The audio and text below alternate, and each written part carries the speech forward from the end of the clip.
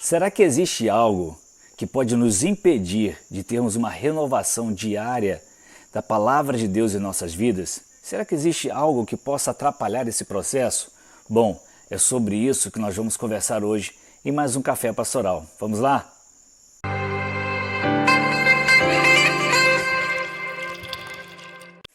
Shalom pessoal, a paz do Senhor Jesus a todos, que você tenha um dia, uma tarde, uma noite muito abençoada, que o Espírito Santo de Deus fale ao teu coração, que ministre sobre a tua vida e que possamos crescer juntos no conhecimento e na graça do Senhor.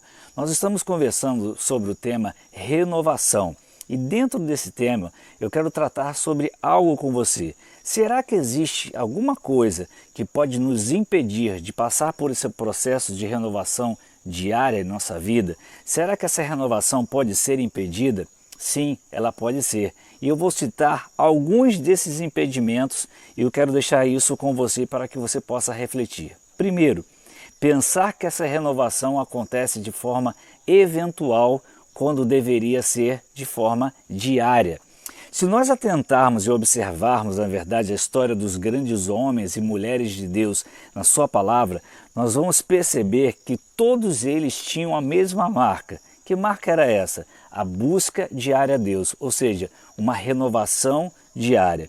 Então, se nós atentarmos para a palavra de Deus, nós vamos descobrir que a renovação diária não é um simples hábito, é um princípio para as nossas vidas. Segundo aos Coríntios capítulo 4, versículo 16, diz o seguinte: por isso não desanimamos, embora exteriormente estejamos a desgastar-nos, interiormente estamos sendo renovados dia após dia.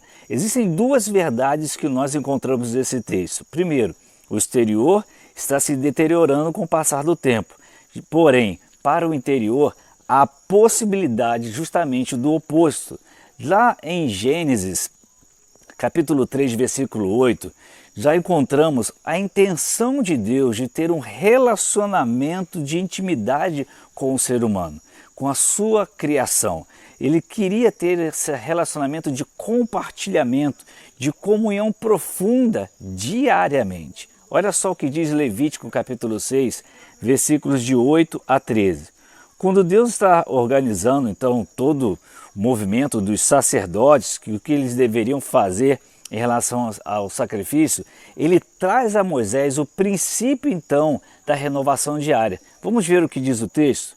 O Senhor disse a Moisés: dê este mandamento a Arão e a seus filhos, a regulamentação acerca do holocausto. Ele terá que ficar queimando até de manhã sobre as brasas do altar, onde o fogo terá que ser mantido aceso.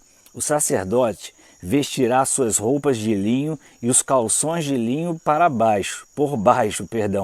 Retirará as cinzas do holocausto que o fogo consumiu no altar e os colocará ao lado do altar. Depois trocará de roupa e levará as cinzas para fora do acampamento, a um lugar cerimonialmente puro. Mantenha-se aceso o fogo no altar. Não deve ser apagado. Toda manhã o sacerdote acrescentará lenha, arrumará o holocausto sobre o fogo, olha que interessante isso, queridos, e queimará sobre ele a gordura das ofertas de comunhão. Mantenha-se o fogo continuamente aceso no altar, não deve ser apagado. Pedro, em sua segunda carta, no capítulo 2, no versículo 9, diz que nós somos sacerdócio real. Paulo, em Romanos capítulo 12, versículo 1, diz que nós somos sacrifício vivo, ou seja, nós somos tanto a oferta como também somos os ofertantes. Olha que interessante isso. O texto de Levítico, ele nos aponta como nos apresentamos diante de Deus de forma diária, com santidade, com vestes santas, e essas vestes que são lavadas, elas representam o sangue de Jesus derramado sobre nós, que nos gerou justamente essa santidade, ou seja, nos tornou santos, purificados, para então podermos nos apresentar diante do Pai.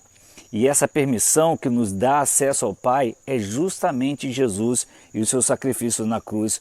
Por meio desse sacrifício eterno que nós temos acesso direto ao Pai. O texto também fala sobre as cinzas, olha que interessante isso.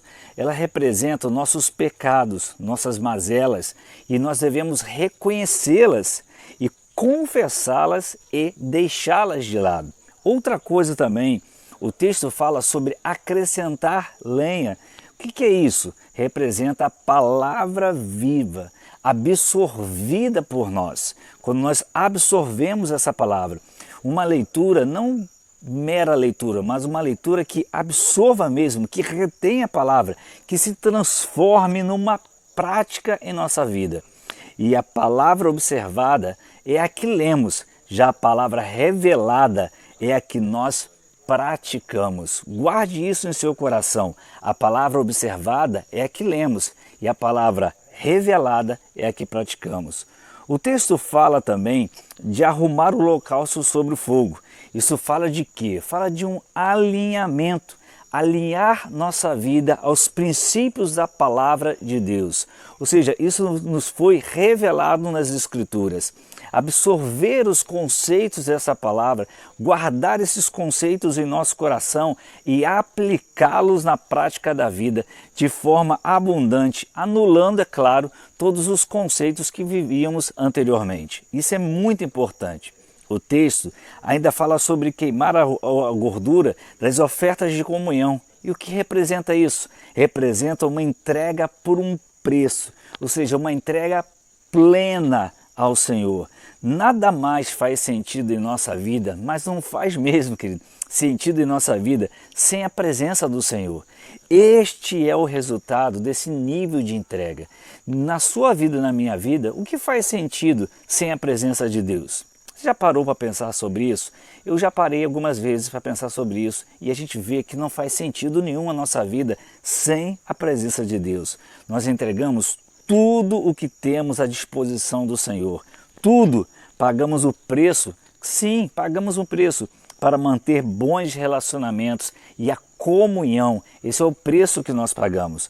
O versículo 13 lá de Levítico aponta para este princípio, ou seja, renovação diária. O fogo representa a presença de Deus na pessoa do Espírito Santo de maneira que precisa ser manifestada. 1 Tessalonicenses capítulo 5, versículo 19 diz assim: não apaguem o Espírito. Nós vivemos uma geração que gosta de terceirizar tudo, ou seja, transferir para os outros as suas próprias responsabilidades. Ele fica naquela vida de eu vou a um congresso, eu vou a um seminário, eu vou a uma convenção, eu vou isso, aquilo, a minha célula. Isso tudo é muito importante e Deus pode usar esses momentos para a nossa renovação, mas nada substituirá a renovação diária, que deve ser uma ação pessoal, nossa, pessoal, individual, não esperando que os outros façam isso por nós. Nós devemos fazer. Em Ezequiel capítulo 47, fala de um rio que sai do templo do Senhor. E à medida que nós vamos entrando nesse rio, o que acontece? Onde o Espírito, né, claro, o Espírito Santo está nos levando, vamos vivendo novos níveis. Você percebe que no primeiro momento as águas estão aonde? No tornozelo. E depois? Nos joelhos. E as águas então depois vão para a cintura. E mais chegará o tempo em que uma profundidade tão grande, você chegará a uma profundidade tão grande que aquela correnteza irá te levar, a correnteza do Espírito Santo. Este é o nível que Ele quer nos levar, nessa busca diária, nesse conhecimento a respeito dEle, onde Ele irá dirigir nossa vida de forma total, de forma plena. Porém, é preciso começar, é preciso entrar no rio, é preciso começar agora a sua renovação diária. Que Deus te abençoe, que te dê um dia, uma tarde, uma noite muito abençoada e amanhã a gente continua conversando sobre renovação e o que nos impede que essa renovação aconteça em nossas vidas. Shalom, que Deus abençoe sua vida e até amanhã.